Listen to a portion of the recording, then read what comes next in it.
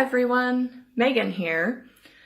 Today I want to talk about a question that I get asked very frequently by people learning English, and that is, how can I improve my English? How can I improve my English skills?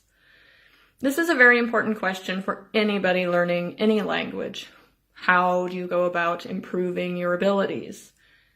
The best tip that I can give anyone is to create your own environment. In this case, create your own English environment. Because most of us, when we're learning another language, we don't live in the country where that language is spoken natively. And that causes us a lot of difficulty because we're maybe not sure what to do to help ourselves to learn the language better or more easily. So here are some tips about how to create your own environment. First and foremost, reading. You should read every day. And I always encourage people to read something that interests them. So find a book or an article about a subject that you find interesting. And even if you can only read for 10 or 15 minutes a day, try to read a little bit every day. And try to keep it at your level.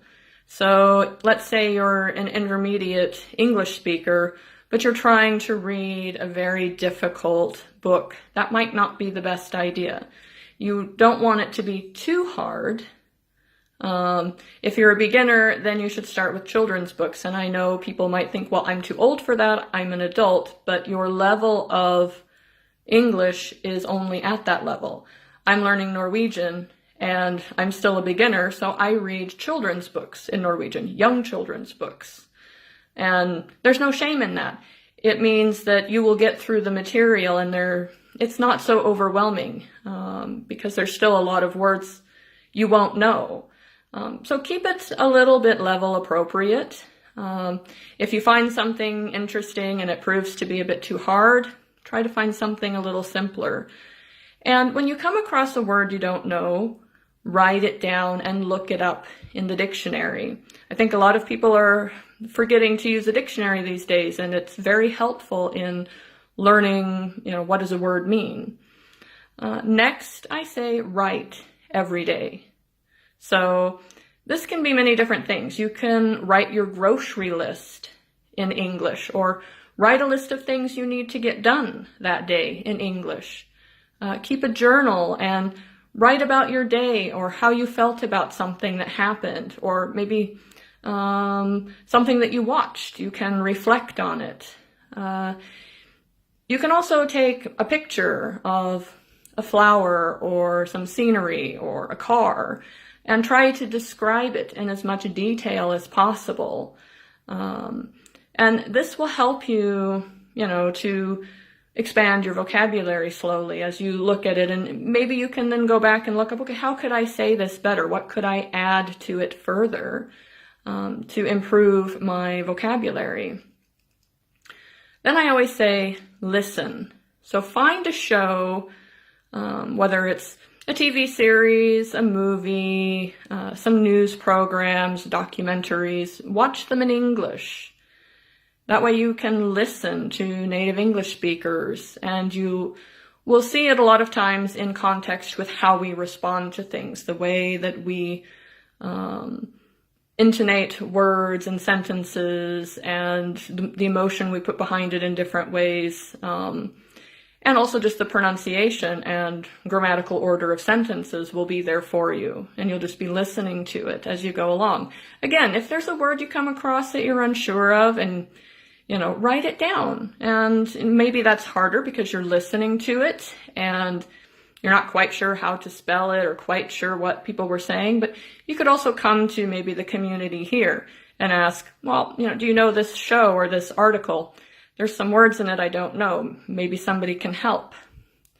Another key part, and this is maybe more difficult for people, is speaking. You should speak every day. Now, this is the problem when you don't live in a country with native speakers. Sometimes it's very hard to find people to talk to.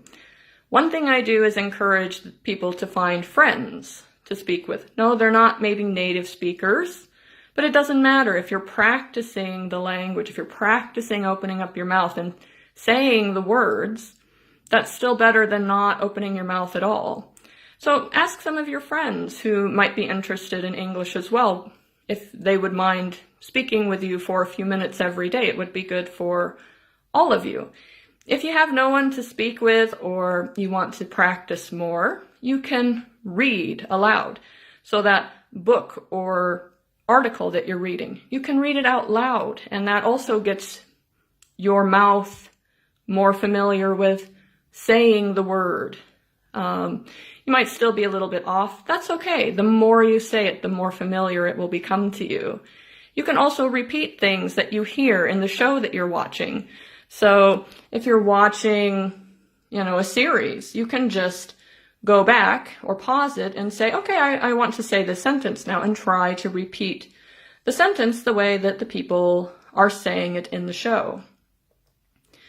Now, something else you can do, and that's kind of something I've seen in groups like this one, is that people will ask, is there anyone who wants to speak with me?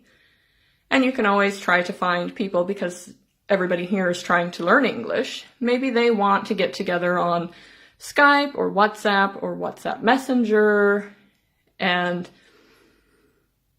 talk with each other about, things, general subjects, whatever interests you to speak about. I know a lot of people want to speak with native speakers, but this becomes very difficult. I think that there aren't that many native speakers in groups like this, and we get a lot of requests. I personally get a lot of requests asking, will you please speak with me? I want to practice my speaking skill. Now, I'm open to exchanging voice recordings when I have time, but I can't have a live conversation with most people. I don't have the time, and even if I gave 10 minutes to everyone that asks, I would have no time to do anything during the day. So, understand that if a native speaker says no, there's probably, a good reason. They're not trying to be cruel, but maybe they've been inundated with too many people asking, unfortunately. There's also the option of finding online teachers and tutors, or local teachers and tutors. Perhaps if you live in a bigger city, there's somebody teaching classes or offering tutoring in your area. But you can also go online. There are a lot of people that tutor online, but unfortunately, you will have to pay for that. And then you always have to be a little bit careful that they're not going to rip you off. If they're offering Learn English for $4.99 in 10 weeks, that's probably a scam. A language is a marathon. You won't learn the language in 10 weeks.